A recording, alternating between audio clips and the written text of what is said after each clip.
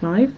My name is Deborah Byrne and I'm from Deborah Byrne Psychology Services and known across social media as DBpsychology. So today I raised the question why getting up at 5 a.m. might not be good for you. Now, the reason I did this blog is because I notice an awful lot of people, particularly business owners, are posting about this, get up at 5 a.m., be brilliant and do all sorts of things and be so successful in your, fabulous life and all this.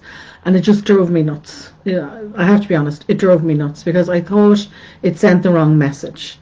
There is nothing wrong with getting up at 5 a.m. if that's what you have to do or want to do. The only caveat is you have to be asleep, not in bed, asleep by 10 p.m. the night before. You have to have enough sleep. Trying to survive on too little sleep is setting you up for a huge range of mental health and physical health problems. It is so bad, it is classed as a public health hazard when you're sleep deprived, for a variety of reasons, which I'm going to highlight today. There have been decades of research, billions have been spent on research because sleep is so vital to your mental and physical health. They're willing to throw buckets of money at this thing. So the message this morning, the main message, if you don't want to listen to the rest of this, is that, you need a minimum of between 7 and 9 hours sleep. You cannot function on less than that. If you try to do that, it will be catastrophic. It can be quite catastrophic. Now, there are plenty of reasons why we don't get enough sleep. There are loads of sleep problems, sleep issues, and if you think you're one of those people, if you think you have a sleep issue, and there's loads of them, there's we're in double digits, so different types of sleep conditions that you cause problems with sleep. Please go and see your GP, your main doctor, and get advice and get that investigated. It's important that you get it investigated sooner rather than later because, as you will see when I'm talking to this morning, it really builds into a very big cycle very quickly. Other reasons is stress. We're all very stressed at the moment. Financial problems, difficulties. Again, people are having that as well. Technology. That is something you can tackle and have control over, whether you turn it off. Pain levels. If you've got high pain levels, something wrong. If you've got a disability as well as another issue that can cause sleep problems. But again, pain-related issues can cause problems. Parenting. Now, this is at different stages, particularly in the early weeks, and that's a temporary thing that can happen, particularly in the first 6 weeks, and then when the baby's teething, they start teething, parents lose out on sleep. But again, it's only a temporary thing.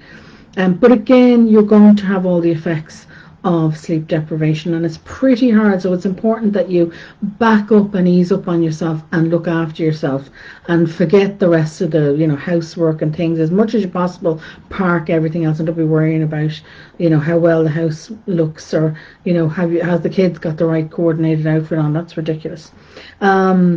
Work-related pressures, school, college. You can imagine right now the kids are having, a lot of pressure put on them, particularly sixth years, college students, but even work. Work is a lot of pressure, people working out on the front line, and not just in our hospitals.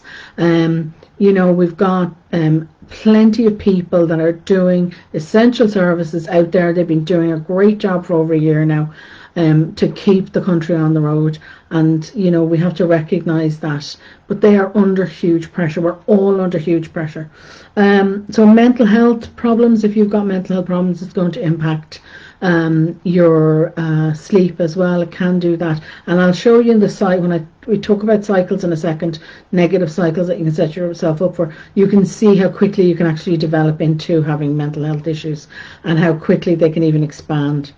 So as I said, if you do have a sleep disorder or you suspect you do, please head to your doctor. The doctors are still there for the regular stuff, not just COVID.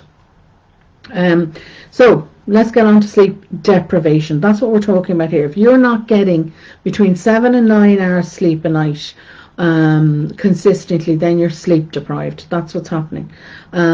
what happens then is if you are on less sleep, what you don't realize is you're cognitively impaired. And research has showed us that people do not realize until afterwards that they're cognitively impaired.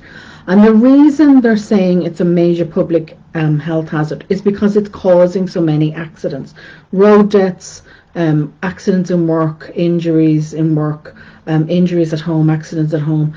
You do not realize that you are that badly impaired. You're so cognitively impaired that you cannot actually do things properly and in safety. And this is what we need to get, the message we need to get across. So the one fallacy we all think about is we can catch up on our sleep at the weekends. Wrong. You can't do that. It's for a couple of reasons. One, it takes several days to catch up on 1 hour. Just 1 hour can take about 3 days of normal sleep pattern to catch up on that one lost hour. Two, what you're doing is you're burning the candle at both ends. You then try to sleep in maybe at the weekend on a Sunday morning or something. What you're creating is what has been now coined as social jet lag. This is a new phrase that has been coined to describe this condition. You're burning that candle at both ends. You're not getting enough sleep. You're trying to catch up. And what you're doing to your body, your mind and your body, is giving yourself effectively jet lag. So you're getting all the symptoms as if you had flown halfway across the world, over several time zones, and had that lovely holiday and then came back again, and you feel awful for quite a while. But imagine having that all the time. You're feeling awful all the time. That is what you are doing if you do not get enough sleep. That's why you feel awful all the time. You're setting your mind and your body up for this, this sleep deprivation, this social jet lag, as they call it. So what happens then? There's a few things that can happen. Quite a lot of things can actually happen. Your brain and your body is going into what we would class crisis mode. So it's survival mode. It thinks it needs to keep you alive. The messages in the brain are so skewed that it thinks you are in survival mode. I need to survive. I bring it right back down to survive. Back in the caveman days, if I stuck my head outside the cave, there was a wild animal out there that could kill me. I needed to protect myself. That's the level of survival. You think you're going to die. That's where the messages are getting scrambled in the brain. It's haywire. That's a huge amount of stress you're putting your body under and your mind under. So then you're setting up, it's like a knock-on effect. You're setting yourself up for a variety of things. Your heart rate increases. Your blood pressure increases. You keep that up, you're at higher risk then of developing a heart attack or having a stroke. Your endocrine and metabolic rates decline. So this is impairing your immune system. That is not something you want to be at the moment. You're also then at higher risk of type 2 diabetes. Now, what happens when you're sleep deprived is you're going to start craving the carbs and the sugar, because you're increasing, the hunger hormone is going to kick in and it's going to want more to keep you going. It needs the fuel to keep you going. You're also going to look for the caffeine as well. Now, the caffeine has a very negative impact on another hormone that regulates the sleep hunger drive. It shuts it off. It's like a tap. It just shuts it off, boom, stop. So every time you drink caffeine or intake caffeine, you're effectively turning it off. You're bringing yourself into a worse cycle, because the thing that you're using to keep yourself awake and keep going because you haven't had enough sleep is in fact making you not sleep that night again. So you're setting yourself up for this negative cycle very quickly. And then your stress and your anxiety increases. You're getting more and more pressure in work or at home because you're trying to keep going. And it's a further cycle because you're now setting up, a few things there.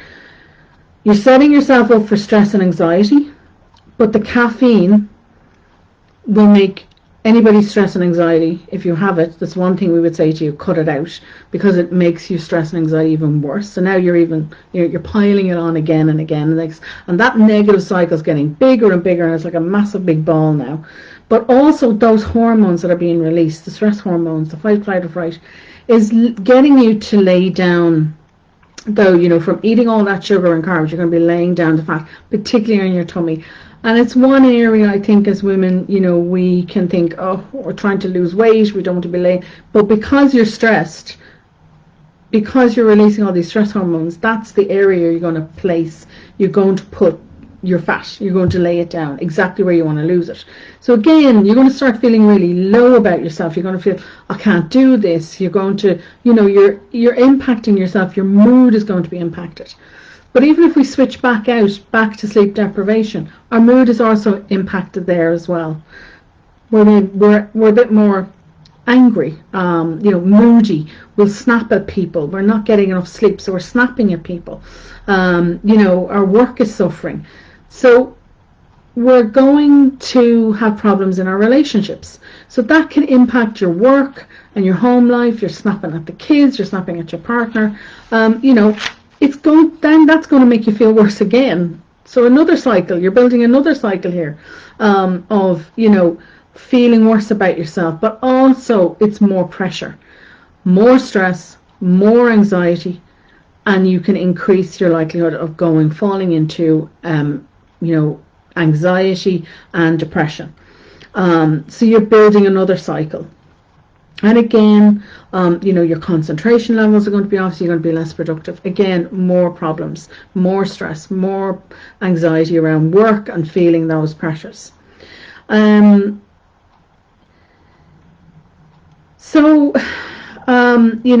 These are all being caused, this cycle is all being caused, and it's being made worse because you're drinking the caffeine, you're inputting, the sugar and the carbs, you are getting more and more tetchy, all of this is impacting. And the things that you would have used to help you is actually making you worse, and that's the problem. Where in fact what you really need is a good night's sleep. So overall, not getting enough sleep can have such a big knock-on effect, and it can get out of hand very quickly. Even 1 hour's lack of sleep is enough to tip you over into cognitive impairment and have all these cycles start. But then if that continues on, even for a week or a couple of weeks, you're setting yourself up for big mental health and physical health problems, as I've said. So perhaps getting up at 5 a.m. is not the best idea for you, depending on your lifestyle. But as long as you are getting enough sleep, then yes, go ahead, get up at 5 a.m. But make sure you're asleep by 10 o'clock at night. Now, if you're up for a challenge, and you can get it, there's a free challenge I can give you in my group. It's a whole course. It's about a week long. If you want to do it over the course of the week, you can, or you can set it up and you can do it over a number of days, over a number of weeks instead. And it's a free course. It's a free challenge for anybody who wants to take it. So come and join the group. If you're a mum, you're a woman, come and join the group. It's a small group, and we have a lot of fun in there and a lot of information in there. But if you want that challenge, then I do suggest you come and do it. The other thing I'm going to reiterate here this morning is, if you do think you have a sleep issue, a sleep problem, do please get that checked out with your GP. And if you do have insomnia, think about doing cognitive behavioral therapy. That will improve it. It's a very proven, well-researched and proven technique that can be used to help insomnia. And if you need that, then I offer it. I actually offer CBT for insomnia. If you need support, I offer free support to my mum's group, to the free group, as women come in there and join. Some of the women in there don't have kids, but you're more than welcome to join. And then I also offer one-to-one counselling. So if you need that, I am available. There are links in the description to all of those. So do please click on them and come ahead and join us. And I just say good morning to people that are watching live. Hi Deirdre. Survival mode often means Irish people retain fats, increasing weight, famine preparation mode. Exactly, but it's not just Irish people, it's everywhere around the world. Anywhere, if you're in survival mode, your crisis, the stress hormones are being released, as I said, and that increases the likelihood is that you will retain fat. That's what it needs to do. That's that prehistoric or caveman era we're all left with. So yes, so that is important, and of course builds the negative cycle of you're going to feel really horrible about yourself. You're going to feel low self-esteem, and it impacts and impacts, and it builds and builds and builds, as I said. So please be careful and try and get that 7 hours sleep minimum. 7 hours, between 7 and 9 hours, depending on you. I'm an 8-hour girl. I have to have my 8 hours. Don't always get it, but I have to have it. So I leave it there. Thank you all for watching. Thank you all those. I know there's a lot of people watch it in replay, and I will see you all again on this channel next Saturday morning. And as I said, come into the group if you want. There's a year's worth of training in there, over a year's worth of training in there at this stage. So come on in and do some of the courses for free.